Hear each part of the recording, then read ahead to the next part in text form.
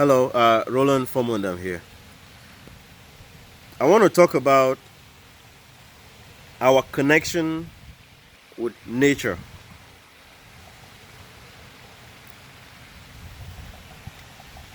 Our connection, our relationship with nature is very likely one of the most valuable things we have as humans. It is what connects us to life. It is what gives us life. Do you agree that without these trees we can't breathe? Without us breathing we can't live? We're done. We get our medicine from these trees. We get our food from these trees. We get our energy from these trees. Imagine if you thought for once that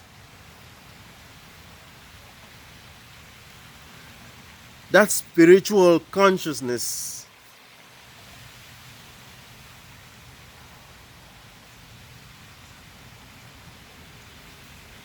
it's something, that stream, that source, let me put it that way,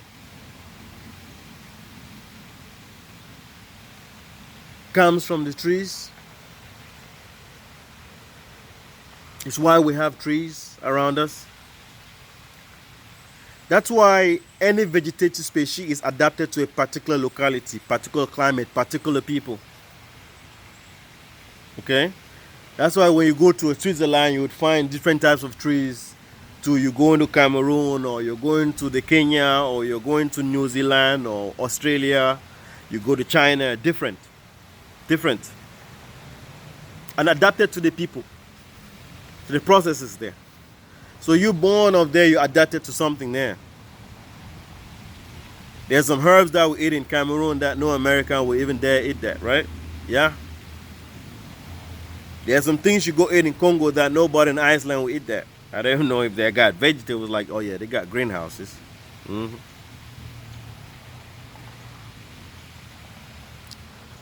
So our food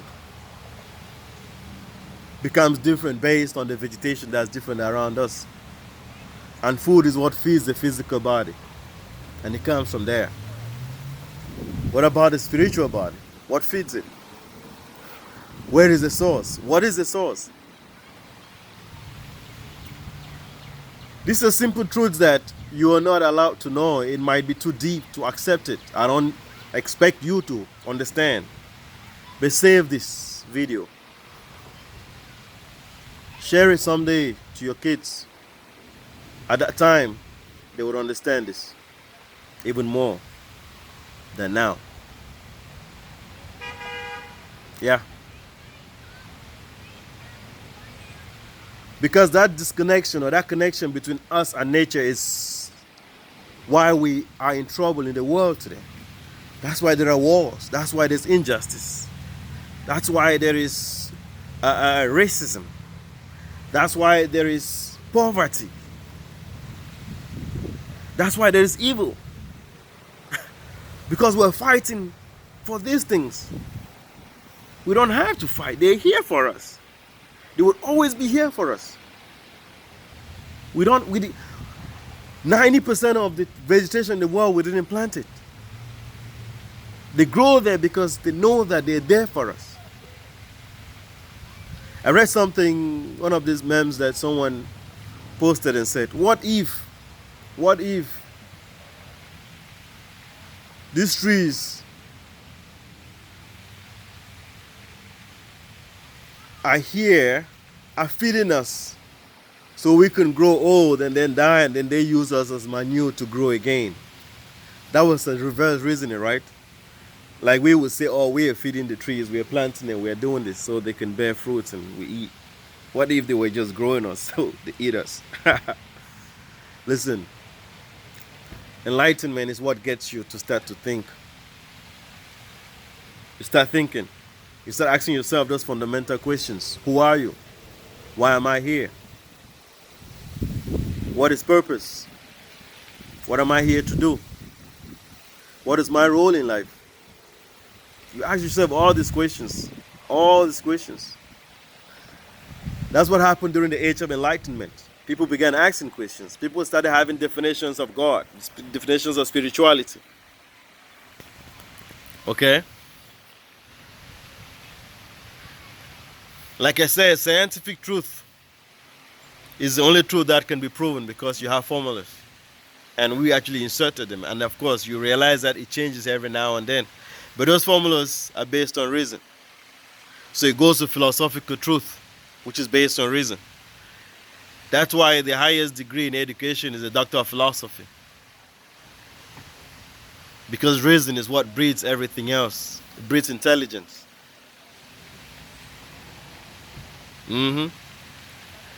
Once you begin to have wisdom, then you begin to understand your connection with nature.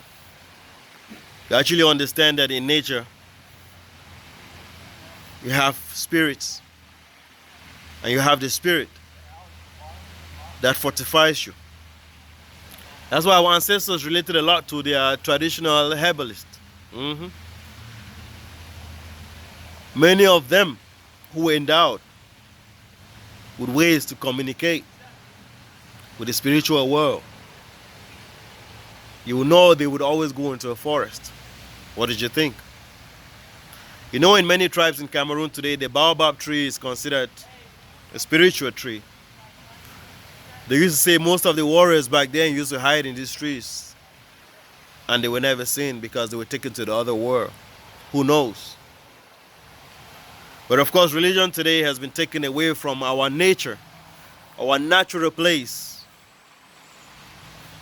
into somewhere, a building, an area, given a name, given a color, given a people, given a constitution.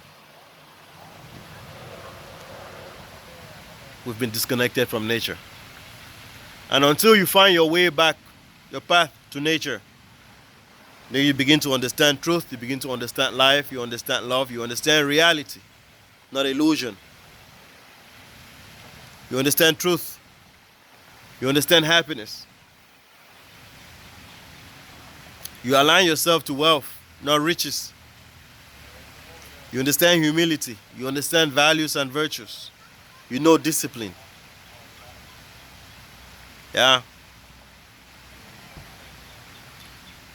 So it is very important what I say. You may not understand it today, but like I said, save it. Save the video. Put it somewhere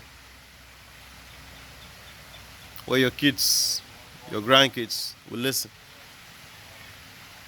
We should be happy that at least at that time, truth exists. Because to be honest, you've been taught not true. Money is being made when you don't know the truth. You believe that? Truth is so expensive. Can't even be bought with currency. Lies is what buys. And since we have currency, you can buy anything, right? People can corrupt judges. People can change constitutions. People can be anything now. Because they believe in currency. Believe in nature. We will not destroy it. We will live longer. We will be happier. Believe me. To live happy ever after depends a lot on how connected you are with your natural environment. Okay. Your natural environment is there for you. That's why cactus will grow in the desert.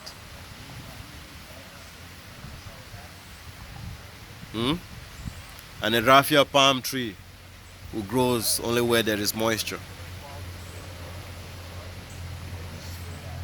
There's cactus juice and there's palm wine juice.